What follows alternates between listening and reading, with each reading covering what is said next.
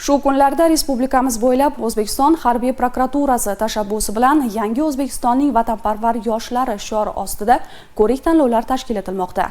Jumladan ana shunday tadbirlardan biri Forish tumanidagi ixtisoslashtirilgan maktabda o'tkazildi.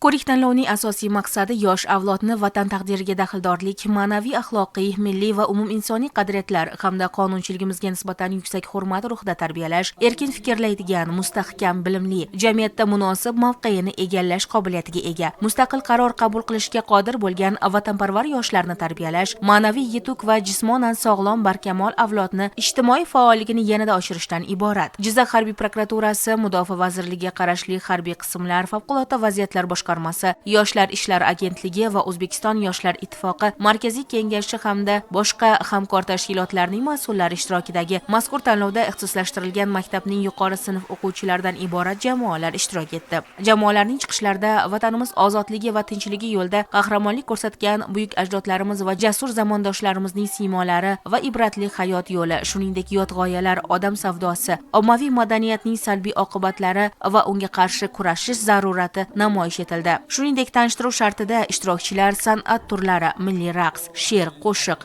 xalq o'yinlaridan foydalangan holda o'zlarini tanishtirishdi. Ko'rik-tanlovda o'quvchi yoshlarning vatanga muhabbat va sadoqatini, buyuk ajdodlarimizga bag'ishlangan sahna ko'rinishlari hamda tezkor savol-javoblardagi bilimlari, qolaversa, jismoniy tayyorgarliklari barchada katta taassurot qoldirdi. Yakuniy natijalarga ko'ra, yangi davr yoshlari jamoasi birinchi va Temuriylar jamoasi ikkinchi o'rinni qo'lga kiritdi. Tanlov g'olib va ishtirokchilariga hamkor tashkilotlarning diplom va qimmatbaho sovg'alari topshirildi. Shuningdek, eng bilimdon jamoa, eng quvnoq jamoa, ijodkor jamoa va boshqa nominatsiyalar g'oliblari ham munosib taqdirlanishdi.